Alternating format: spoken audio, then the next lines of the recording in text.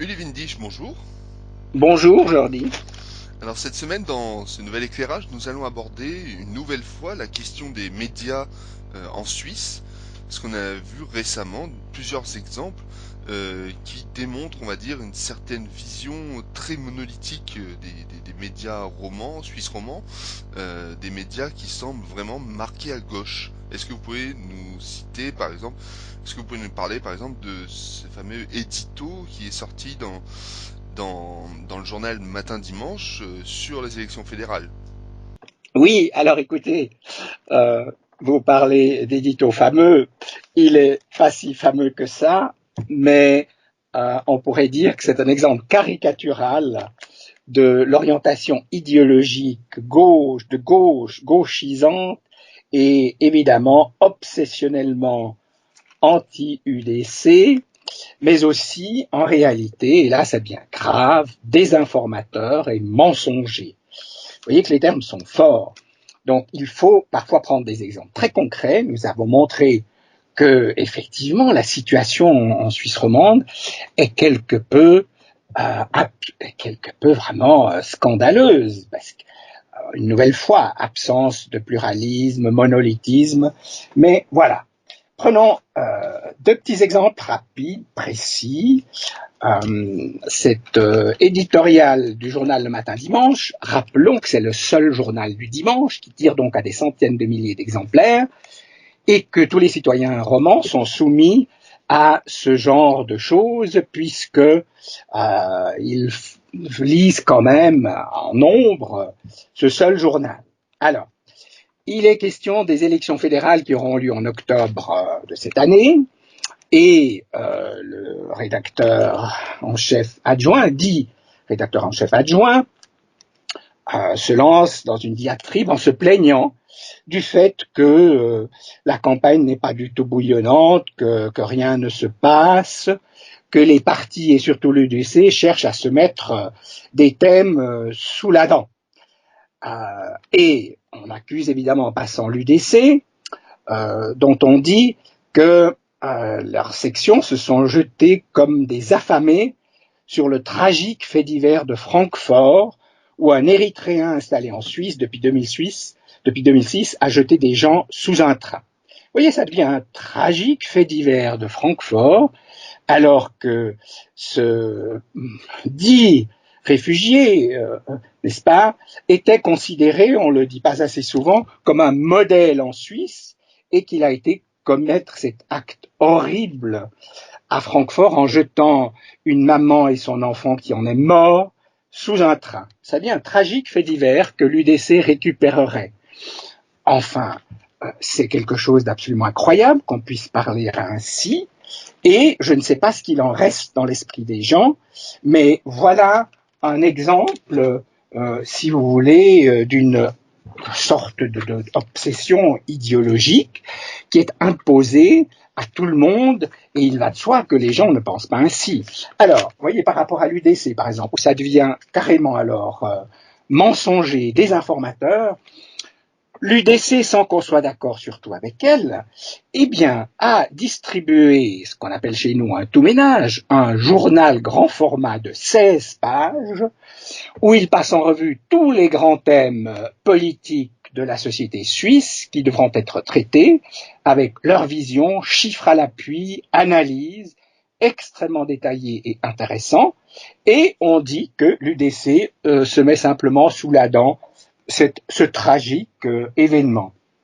Je trouve ça absolument scandaleux. Il ne s'agit pas du tout de faire l'apologie de l'UDC, mais on pourrait au moins une fois discuter des thèmes avec des analyses très approfondies, je le répète, des 64 parlementaires UDC qui travaillent énormément et ne se contentent pas de faire de l'idéologie gauchiste, militante, destructrice.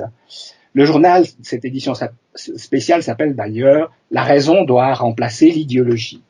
Et sur chaque problème détaillé, il est montré ce qu'on doit faire en Suisse. Évidemment que l'UDC a une vision particulière. Alors, je trouve tout simplement scandaleux et j'estime que ce n'est plus du journalisme, mais du militantisme idéologique pur et simple, visiblement content de soi-même en plus, et alors évidemment aussi content de provoquer la population, sachant qu'il n'y a pas de réaction possible, d'autre vision possible. Quant au deuxième exemple, eh bien, il s'agit de la manière dont le journal dit de référence Le Temps, n'est-ce pas, parle des tueries aux États-Unis et comment on mêle Trump à cette histoire. Rappelons que Le Temps a un partenariat avec Le Monde, n'est-ce pas, journal connu de gauche, parfois même communiste il y a quelque temps, et qui veut faire la leçon à tous les autres médias avec son décodex. Il s'est ridiculisé, on l'a déjà dit. En gros, tout ce qui n'est pas dans le sens du politiquement correct est considéré, n'est-ce pas, comme fake news, alors que c'est le journal qui en a produit en nombre. Pierre Péan, qui vient de mourir, a démontré ça de manière multiple. Alors, si vous voulez, le journal Le Temps n'hésite pas à dire que, à reprendre les propos, évidemment, vous devinez, des démocrates les plus anti-Trump. Et c'est là qu'il y a une chose très intéressante, c'est que ce journal et bien des journaux francophones, français, européens, il faut le dire, et donc suisses, se contentent la plupart du temps de reprendre les médias des démocrates, en fait des socialistes, en grande partie, et même d'extrême gauche maintenant avec quelques femmes élues.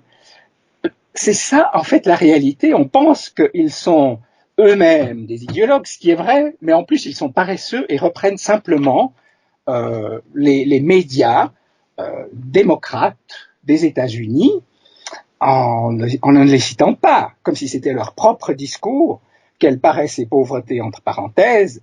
Alors, une des grandes thèses, évidemment, c'est que le président Trump est raciste et attise le racisme.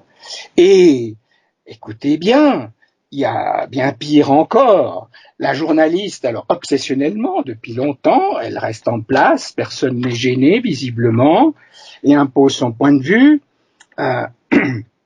Et la journaliste correspondante se dit que maintenant il est temps de poser une question dérangeante et cruciale. Est-ce que la rhétorique agressive du président Trump est-elle pour quelque chose dans ces tueries? Vous imaginez, Trump responsable des tueries? Ce qu'on ne dit jamais, c'est que le plus de tueries de masse ont eu lieu sous la présidence d'Obama. On ne le dit jamais, on n'a jamais dit que d'Obama était responsable des tueries. Alors, encore une autre question. Je vous dis, dans le journal prétendument de référence, est-ce que Trump pourrit la folie meurtrière de ses tireurs? Donald Trump n'hésite pas à attiser la haine raciale, creuser les divisions pour satisfaire son électorat conservateur. Il l'a encore prouvé ces jours avec ses tueries. Voyez, on pourrait croire que c'est une feuille ultra minoritaire d'une extrême gauche quelconque. Non, ça se veut d'un journal de référence. Alors, il y a encore peut-être une ou deux citations. Le tireur fou s'est-il inspiré des propos du président? Voyez, vous imaginez le tireur fou inspiré on n'a jamais dit ça d'Obama, alors que Trump, bien sûr, dénonce la criminalité étrangère, tous les problèmes, et croire que c'est uniquement de la démagogie électorale. Bien sûr que les élections sont en perspective, mais dire qu'il attise le racisme, qu'il attise le terrorisme, écoutez bien, le terrorisme intérieur. Et alors, vous devinez que ce journal dit de référence met en scène, trouve formidable, cet homme politique candidat dont on a de la peine à prononcer le nom, Beto Boudier, n'est-ce pas, candidat. Pourquoi si intéressant? Devinez, certains souhaitent qu'on ait enfin aux États-Unis un président homosexuel, Donc on va en parler pendant des mois. Alors, si vous voulez, c'est quand même prendre les gens pour des idiots. Et en plus, quand vous n'avez pas de concurrence, pas de pluralisme, ça devient d'autant plus révoltant. Et on sait bien, le travail de la réinformation en Suisse romande est très minime, donc un travail immense, et avec encore souvent, évidemment, des difficultés internes de toutes sortes. Donc, si vous voulez, peut-on en Suisse romande se contenter de ce matraquage idéologique de gauche? Un pays en sous-développement médiatique est-il encore démocratique? Voilà une question, je crois qu'il faut poser. Quand même, la démocratie suppose un pluralisme médiatique. Je l'ai dit X fois, il faut le rappeler non pas seulement théoriquement, avec des exemples concrets, je pense comme je viens de le faire, et je le ferai encore souvent. Remarquez une chose, pour conclure, vous avez maintenant, là aussi, comme ce candidat homosexuel à la présidence des États-Unis, une candidate au Parlement fédéral, qui se dit verte, mais qui en fait est de gauche, et surtout d'extrême gauche, qui a dit ouvertement que sans les médias, elle n'aurait jamais été élue. Effectivement, les médias lui consacrent des pleines pages systématiquement. Chaque moindre fait et geste est mis en valeur. Et donc, voyez-vous, lorsque des candidats eux-mêmes reconnaissent que sans les médias, il ne serait rien, et que ces médias sont massivement de gauche, politiquement corrects, et surtout, on atteint un stade clairement, non seulement d'orientation, si vous voulez, dans un sens bien précis à gauche, mais je pense que là, on touche à la désinformation et, encore une fois, un pays, une région, est-elle encore démocratique avec une telle orientation idéologique monocolore, agressive, provocatrice et sans concurrence? La question se pose vraiment. J'aimerais que bien des citoyens se la posent et surtout réagissent. Merci pour cet éclairage, Julie Windisch.